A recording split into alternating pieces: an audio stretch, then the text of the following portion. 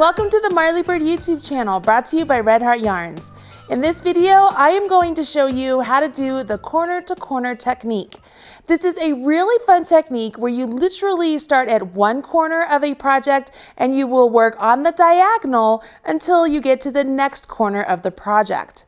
It requires you to make stitches that are roughly in the shape of a square, and then you will increase those squares as you go along until you get to the diagonal portion, and then you will begin to decrease the number of squares. It's really not that difficult. It's a fun technique and you're going to enjoy it too. If you want to follow along with me as I demonstrate in the video, please look in the video notes below and you will find a link to the chart I am following along with and a link to the yarn I'm using and the hook I'm using. While you're down there, go ahead and smash that like button, as my kids say, and then we will jump in and begin to learn this really fun technique.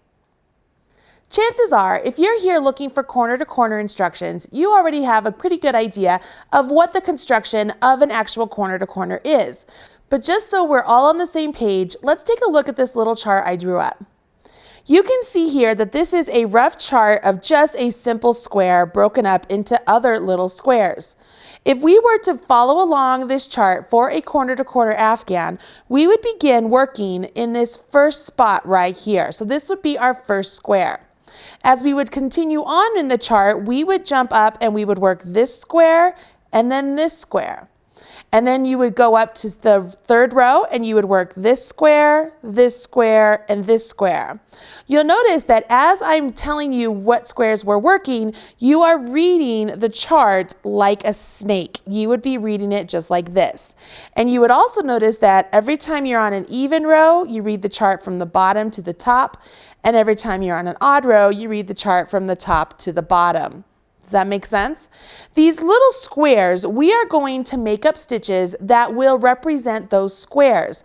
We are going to use half double crochets and chain threes to represent those squares. You absolutely could use double crochets or treble crochets to complete these squares as well and get a completely different look, but the concept is going to be the same. So let's begin right here with our chain amount. I am just using a basic size J or a 6mm crochet hook today and some worsted weight yarn. I will begin with a slip knot directly onto my hook. If you need instructions on how to do a slip knot or the other stitches I will be showing you today, please take a look at the beginner basics section right here on the Marley Bird YouTube channel. We will begin by chaining 6, and this initial chain 6 will count as our first chain 3, and then we will work 3 half double crochets into the remaining chains. So 1, 2, 3, 4, 5, 6. We will skip 3 chains and I will do a half double crochet in the 4th chain from hook,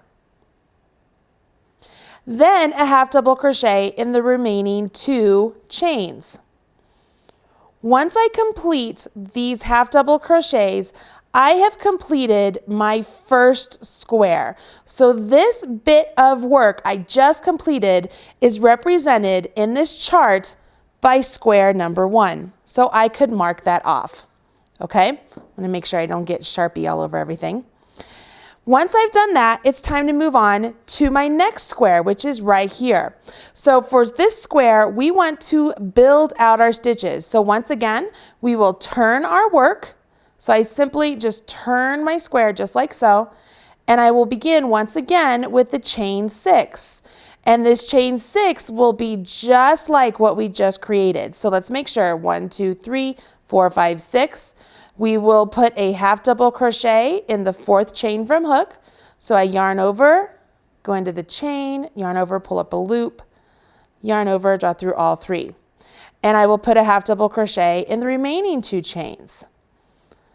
So what we've done when this is complete is we have built that first square on our row 2. See? This square looks very similar to that one, and we have actually just completed that square right there. So now we have to complete this square, and at the same time, we need to join it to the first square and skip this space, right? So let's do that. What we are going to do is quite literally skip all of these half double crochets from our first square, come all the way over here to our chain 3 section, we will do a single crochet to join, and then we will build from there. So we will do chain 3, 1, 2, 3, and then we will place 3 half double crochets all into this space. So it's the space created by those chain 3s that we had skipped on the first square. So you complete your half double crochets through the space of those chain 3s. Once I've completed that, I have now completed my second square of my row 2, and it's time for me to move to row 3. So I have started off with this one. I came around and I started reading my chart this way. Then I worked this one. So now it's time to come around and start reading my chart this way. So I'm going to work on that square. I will turn my work just like so and begin with a chain 6 again. See how repetitive this is? But we're building a square. We have nothing else over here, so we have to build our square. So we will skip those chain 3s, do a half double crochet in the 4th one, and then do a half double crochet in the next 2 chains. So there's 1, and there's 2. So that square is now complete, so I can mark it off, and I could say, all right, I'm moving on to this square. So I will skip all of these half double crochets, come over here to this chain 3 space, and I will do a single crochet. That's where I said if you wanted to do a slip stitch, you could, instead of a single crochet. And then you just begin building again. So this chain 3 here counts as the first skip chain 3 that we did on the last one. And then we will do half double crochets all into that chain 3 space. So 1, 2, 3. So I've just completed my second square of my row 3, and I've got one more to complete right here. So let's go ahead and get over there. We'll skip all of these stitches, come over here to this chain 3. I will do a single crochet. I will chain 3 and do a half double, a half double, and a half double all into that chain 3 space. So there we have it, and I just finished that square.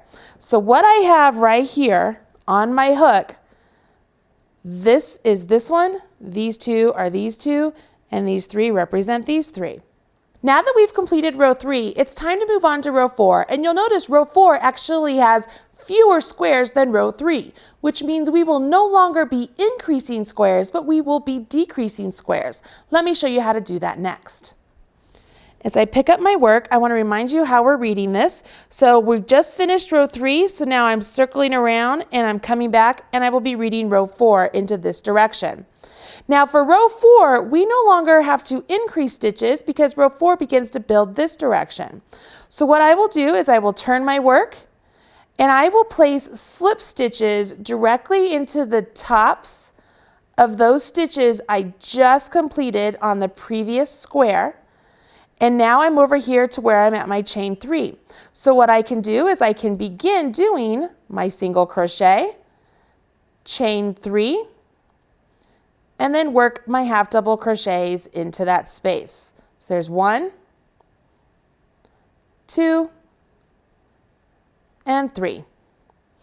Now I will skip these stitches here and come over here to this square and work my single crochet, chain 3, and my 3 half doubles into that square. So there's 1, 2, and 3. Awesome. So I have completed this square, I moved on, and I completed this square. And now you can see right here in my swatch that it's not attached, right? So what am I going to do? Well, that's easy. I will just do a slip stitch into the chain 3 space of that square there to make sure that it's nice and joined. See how that's nice and pretty? Pretty cool, huh? So this is how it's represented. So our very last square is square 5. So we finished reading this way, so we're coming back in this direction. And our last square is our last corner. So we went from corner to corner, and just like we did on row 4, we want to decrease stitches, so we will work slip stitches. So I'm turning my work. I will put a slip stitch into each stitch across to get to my chain 3 space. Once I'm to my chain 3 space, I can jump in with my single crochet, chain 3, and then work my 3 half double crochets all around those chains of the chain 3 of the previous row. I'm here at the end. I want to make sure I join to that next set of 3 chains. So I join with the slip stitch. I would just chain 1 because this would be the end of my work, snip my yarn, give it a pull so it finishes it off, and voila, I have a nice square made using corner to corner. So we began at this corner right here with square number 1. There's squares for rows 2. Here's our 3 squares for row 3. Here's our 2 squares for row 4. And here's our last square for row 5. And it's complete. Now you know how to do the corner to corner technique, and the sky is the limit for you. I am telling you, I know that whether you're a beginner crocheter or an advanced crocheter, this technique can be really addictive. You can use a solid color yarn just as I used today, or maybe use a variegated yarn to get a different kind of look, or maybe you want to go and choose a long color changing yarn like Red Heart Unforgettable, and you will look like you have put in all of this work changing colors as you're making your blanket, but it's really the yarn that did the work for you. Pretty cool, right? There are so many possibilities. I hope you enjoyed this video, and will hit subscribe so you're up to date whenever there's a new video released, and make sure you smash that like button, as my kids say. I'm Marley Bird, proud spokesperson for Red Heart Yarns, and I will talk to you again soon. Bye. Now you know how to make corner to corner. Why don't you go ahead and check out the other 2 blankets that I have videos for right here on the YouTube channel. You can make these stunning blankets for the holidays or maybe for your next baby shower. I walk you through step by step how to do the corner to corner, how to change colors, and how to weave in your ends. Go ahead, click those links right there and choose which one you want to learn how to do next.